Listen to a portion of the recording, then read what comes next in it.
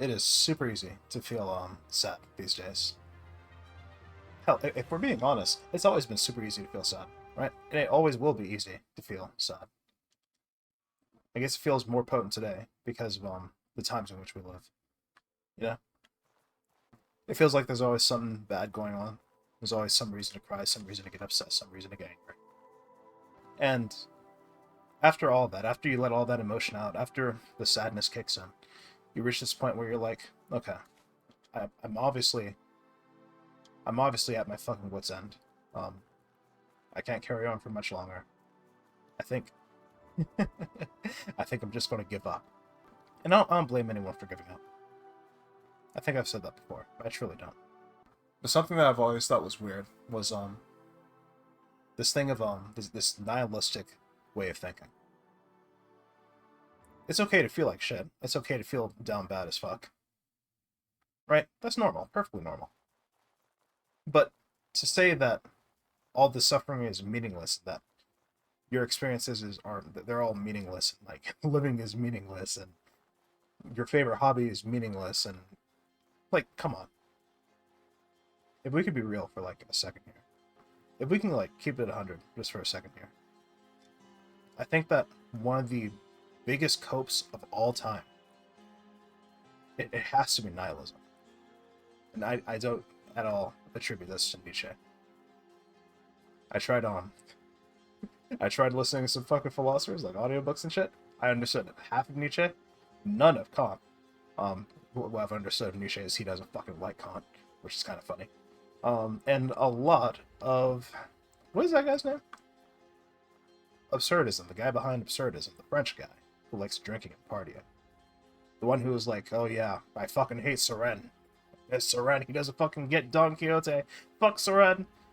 Camus, Albert Camus. Yeah, that's the one. That guy's fucking goated. I'm going to this tree or altar real quick to hit a switch. And that is going to help me later. I hope I don't get killed for doing this. If I do, I'm going to be very sad. It's perfectly understandable as to why we've reached this point where we want to feel like it's all meaningless. Because if it's all meaningless, then we kind of have an excuse to give up, right? And giving up is super easy, and it's super fun to give up. It's super fun because not only do you get to give up all the burdens of trying, right? And like really putting yourself out there and being something. But I'm gonna drop the backpack. You're also able to sit there and shit on anyone who is trying. Like, why the fuck are you trying? Don't you know it's worthless? Don't you know it's fucking meaningless? Wow, look at this guy. Oh yeah, wrong guy. Fun, fun, fun, fun, fun. Lever? Got it. Ah, fuck! And because you get to shit on everybody, you get this, like, this feeling of superiority. Shitting on people is fun. Right? The fact that this was not a smooth experience, it doesn't bode well for the next part. It doesn't bode well for the next part of my quest here. So, as an explanation, right now I'm trying to unlock some things. In particular, I need a lot of fucking money, okay? Learning skills in this game, it costs silver. It costs a lot of silver. And to get my early silver, starting out, I want to farm out some horror weapons. To get horror weapons, I need to get into the Wind Temple that's in this region. And to get into the Wind Temple, I need, what the fuck was it? Well, not to get in, but this weapon would be very useful. It's a weapon that, like, after 3 hits, it'll inflict, like, fire damage, and I can run away like a fucking pussy. And I'll get my rocks off that way. It's gonna be great. Even though it feels good to be nihilistic and to be defeatist and say, oh yeah, it's all over, it's all trash, give up. It's super cope. It's super duper cope, right? Like, we all understand that. And yet we continue to fall into it. Which, once again, perfectly understandable. Bad times we live in. Okay? Perfectly understandable. I get it. I'm not immune to that type of thinking either. I think that the more powerful state of mind is going to be Jesus. That's an entire gaggle, alright? Fuck off. I think the more potent state of mind is going to be the positive one. And I don't mean to fucking sound like the I don't even know the name for this type of person. Somebody who's just like insufferably happy all the time. And he's like, bro, can you stop being happy for like 2 seconds? You're fucking killing my vibe here. Oh, the caravan. I didn't know he spawned around here. Okay. This is undoubtedly a good thing, because this is actually the way I have to go in order to get my weapon. Which is good. This is good. What I'm trying to get at here is that it's not meaningless. Nothing really is. Greetings, friend. Well, I guess, like, in the literal term, in literal definition, yes. Like, living, for example, that's meaningless, but you wouldn't want to die, right? Well, I don't know. Maybe you do. Who am I to tell you what the fuck? That's good. Something, I've learned over my time listening to a lot of these philosophers is that they have a serious, well, not all of them, but some of them have a serious hatred for religion, right? I've talked about this as previous thing, like as a previous episode, in a previous episode. But religion was this you don't really need a reason to live, you don't really need an existence mapped out to you, because religion does that for you. You don't need to know or think, you just need to have God, and that's good enough. The path here is kind of long, so I'm resting a little bit to get my burn off. If you ever felt weak, you could just say, "Oh, God got me," and it puts a spring in your step. You end up okay. With no God, without any type of structure to your life, you end up in this pretty ugly place where you don't know what to think and what to feel. And, like, for some of us, that's okay. Like, I'm one of those people. I don't really like instruction. I don't like being told what to do, especially by some fucking thing that I can't see or perceive, that may or may not exist. I'm not a fan. But for many people, like, our entire species was built on this. Religion has been here since day one. Alright? Since the day that we could pray to a sun god, we were praying to a sun god. I need a light. This place is dark as fuck. Okay. This is dangerous. I shouldn't be here. I shouldn't be doing this. But I'm going to do it. I'm going to try. There's a weapon. Got it. Okay. We weave. We duck. We weave. I'm moving. One less obstacle. This guy. Swerve. I'm gone. I'm gone. I'm gone. I'm gone. Oh, fucking nice. Okay, we're going to go upgrade the, we're going to buy a new backpack. And we are going to start working on getting the horror weapons, which is a complex process. Involves a lot of corruption, a lot of fart gas, a lot of shit I don't really want to deal with, but I kind of have no choice. Oh, where's the weapon? There it is. I was listening to these philosophers talk about the shit, and I came across Albert Camus after being recommended him by some fucking, like, I don't know. I was listening to some, like, collection podcast for philosophers. And they were going through different passages, analyzing them. It was super interesting. And they came up on Albert Camus. First time I heard of this guy. And he was easily the most interesting philosopher, whatever you want to call him. I don't even know if he would call himself a philosopher, that I've ever fucking heard in my life. It's not like his ideas are radical. Like, he advocates a lot of the same stuff that Nietzsche advocated for. I just got done reading, what was it? Hold on, now I gotta figure it out. Now I gotta look it up. Twilight of the Idols. Yeah. That guy. Hey, if you're a woman, don't listen to Nietzsche. If you're female, do not listen to this guy. It's probably not the best idea. But Camus talks about this this idea. Basically, you can coin it as absurdism, right? If nothing has meaning, then you make your meaning. Once again, Camus is not the first to say this. Nietzsche says this as well. Even though people interpret this guy as some miserable sack of shit, Nietzsche was he was pro-life. That guy loved living. He just wasn't as blatant about it as Camus. The way Camus tries to describe absurdism is through creating various characters and then pointing out how weird it is that they exist, right? This worries me. Look at Don Quixote. It's so weird that this guy is running around LARPing as a fucking as a knight when he absolutely isn't one. It's so weird this guy's just running around chasing skirts and existing in the way that he does. Completely, he has no clue about the fact that he's mortal. Oh, do I know that? I need this. Yeah, I totally need this. It's expensive, but definitely needed. Through analyzing these characters, but I think, like, because he never really outright defines what the absurd is. But the idea is that we have this absurd living condition that we exist on a blue ball under very unlikely circumstances, and we question it, and we don't get an answer at all. We never find an answer. And we kind of just have to cope with that. Kind of just have to keep living with that. And it's like, some people don't handle it well. Here's the issue. I need these bones to make a type of weapon. But I also need money. Because I need a backpack. Who sells that backpack? Oh, no, you're the cook. Not you, buddy. You? How can I help you? Yes. So that costs 100. And make up the difference. Ugh, fuck. I don't want to get rid of these, but I have to. Oh, you fuckers are greedy. But it was worth it. It was all worth. Even though it doesn't fucking feel like it. Since we have this absurd condition of living in a world that is hostile to us in uncertain terms and uncertain conditions, it's weird that we're here, it's weird that we exist. You should live it up. Instead of like fearing the fact that you live in such a place. Where am I going? Instead of being fearful or upset that you live in such a situation, I need a pickaxe. You should embrace it. You should live despite knowing that the horror of how you live. You should continue to. You should continue to live. Oh, you know what I could fucking good for right about now?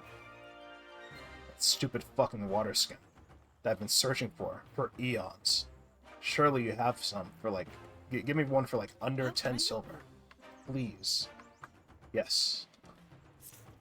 Oh, thank God. Okay, I'm going to be okay. I'm going to make it. We're going to make it, boys. I had a long time wondering how exactly are you supposed to live like that? How are you supposed to live in defiance of the absurd? And what I kind of figured is like living in defiance kind of goes against it altogether, right? I know, like, I've looked at some other analysis of analyses. Analysis, right? I've looked at a couple of these things where people are trying to break down what Camus means and how to think about Camus, how to interpret Camus. And I think I've come to a radically different conclusion. Trying to live in spite of the absurd, I don't think it's worth it. Oh, bro, I totally went the wrong way. Stop. Chill. I'm not ready. I don't want the smoke. I'm sorry. Forgive me. The conclusion I've come to is that you should... Actually, I don't want to say that, because it will sound like I'm giving a fucking prescription. That's not what I want to do. First, I kind of want to break down more about why you're fucking coping and why nihilism is absolutely worthless, absolutely useless, right? So let's talk about the tangible shit first. First of all, it doesn't help you. You don't feel better because nothing means anything. That's kind of where absurdism comes in, but that's a different story. If nothing means nothing, if everything means nothing, if anything means nothing, and if something means nothing, you are still dog shit, right? You're still in a bad position. You're still in a bad spot. Despite it all. It doesn't make sense to cling so desperately to an idea that leaves you hopeless, that leaves you numb, that leaves you broken. It sounds like it's a bad idea. It's a bad way to live. And to try to introduce nihilism to others, if you're making their lives worse by introducing an idea, well, it sounds like you're doing harm, right? So tangibly, like morally, nihilism is the bad thing. Nihilism is the evil. It is the boogeyman. You shouldn't want to do harm. You shouldn't do harm. So just on a fucking base level, just on the face of it, nihilism is dog shit.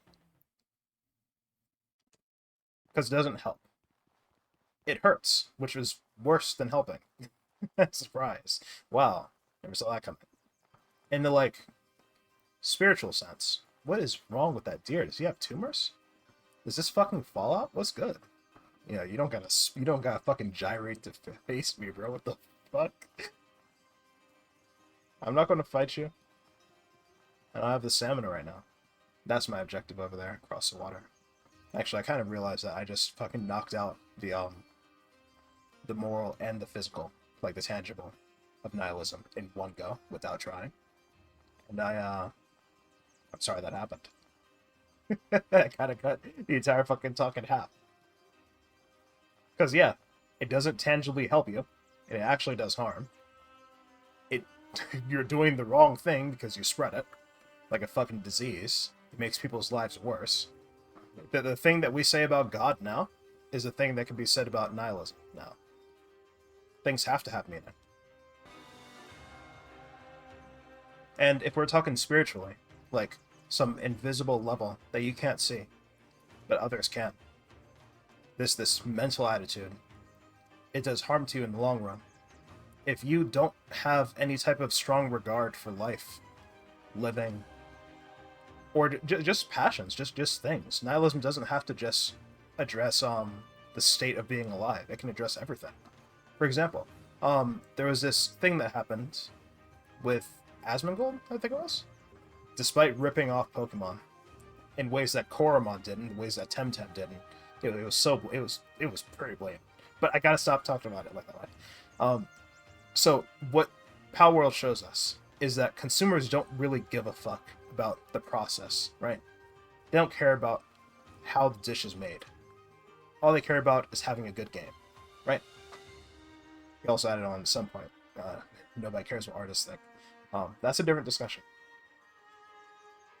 I think there was a lot of there's a lot of anger there, because it is a way of, it's a type of self-defeatist philosophy. It's a type of nihilism that those words convey. Like, it doesn't matter. It doesn't matter that you have good intentions. It doesn't matter that you're fighting against AI. It doesn't matter that you think plagiarism is bad. It doesn't matter that you hate low-effort slop that's just going to encourage more low-effort slop. It doesn't matter. Because, look, it's successful. So it doesn't matter. And, of course, the antithesis, not antithesis, but like the add-on for that, is that if you do make something original, there's nothing in there that guarantees, nor even, like, boosts the fact that it's going to be successful. There's nothing that indicates that. Being original does not mean you're going to be successful. That's not what consumers want. Or rather, it's agnostic. It's agnostic to a game's success. Why can I not say agnostic? Holy fuck. It's agnostic to a game's success. Whether it's original or some fucking copy job. Seriously? I didn't realize you guys were here. How am I going to get out of this one? Like that. Woo! Yeah, I have no clue how this is going to turn out. All I know is it's not going to end well. Like I said, there's a lot of fucking rage about that. A lot of anger. Even though no one could really express it, I think I understand where it's coming from. This idea that, well, if nothing matters, then what's the point? That's kind of the that's kind of what nihilism leads into. If nothing matters at all, then why on earth do I try? Why shouldn't I just kill myself right here, right now? That is not a good reason. Endorsing nihilism, once again, it does harm. You have to be careful. But all of that is like, all that's kind of besides the point, right? Like, nihilism is bullshit, and it's not true, and it doesn't really work.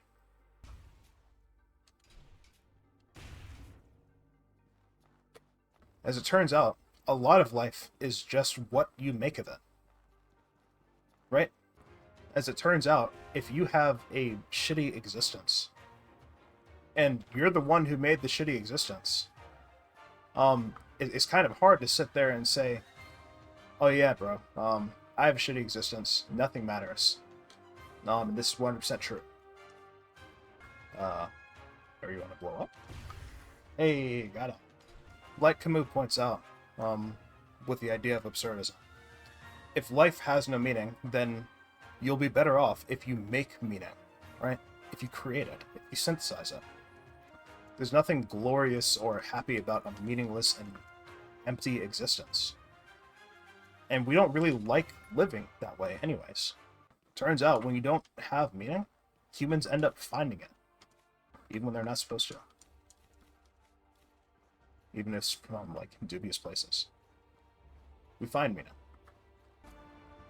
Oh, he's here.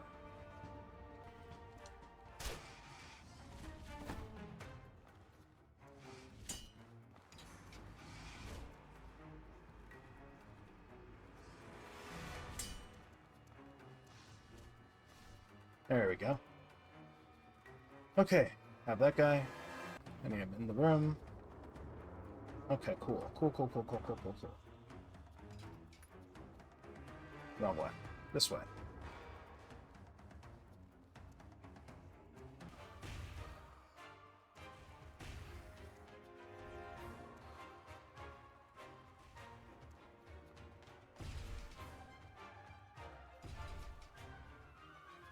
It's still okay to feel sad, you know? It's still okay to feel like shit. It's still okay to be angry with the world. It's still okay to feel the injustice, to be crushed under the fucking weight of it all. All that is perfectly okay. No one says you have to face the fucking world with a smile, grin and bear it all. No one's a fucking saint, okay? But feeling like shit is completely different than existing like shit. To actually see yourself in your mind's eye like you don't matter and none of this matters. That's so antithetical to everything. You came into this world believing that everything mattered. You came into this world sensitive, right? Everything touched you. You felt everything. Every word on a piece of paper, you absorbed that. That became part of you. Your experiences, as you age, became part of you. And now that you're somewhere in your fucking 20s, you think all of a sudden it doesn't matter anymore. What, that everything you experienced for those 20 years has been worthless? That it's been meaningless? And that somehow the you right now, who knows still basically nothing, is just as correct as the you from back then. And don't get it twisted, the you from back then was correct. To feel and perceive everything, to feel that everything is lovely and fantastic and it's all unicorns, rainbows, and butterflies, that's not wrong. The world that we live in is some terrible fucking cross in between meaningless, absolutely trash, and the most beautiful thing in existence. It's some terrible hybrid of it all. It's not some strange thing that you were able to feel it and now you're not able to. It's not strange that you think the magic's gone when it still exists. But that's kind of the key point that I want to, like, really drill in there. The magic hasn't disappeared. The world is still beautiful. Even if you don't fucking think so anymore. Like, okay, Luther, that all sounds very, very poetic. Right? I'm crying. I'm tearing up as we speak. Very beautiful. There's one more horror. I have no... Where is this guy? Okay, we gotta find him. It's either I have to kill everyone, or I'm missing a guy. I must be missing a guy. Is there 4 of them? I don't know how many I've killed. I think I've killed 3, so where's the 4th? Okay. So where haven't I gone? This way, right? That's not him. Where's the big guy? Oh, there he is. I see him. There he is. Come on, big guy. Yep, come out. I have to open this up so I can flee later. Nice work. Goodbye.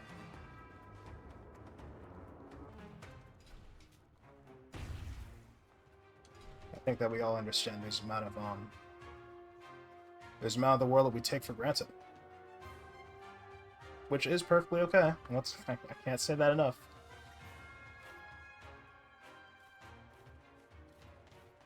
It's okay to not live every fucking day with gratitude.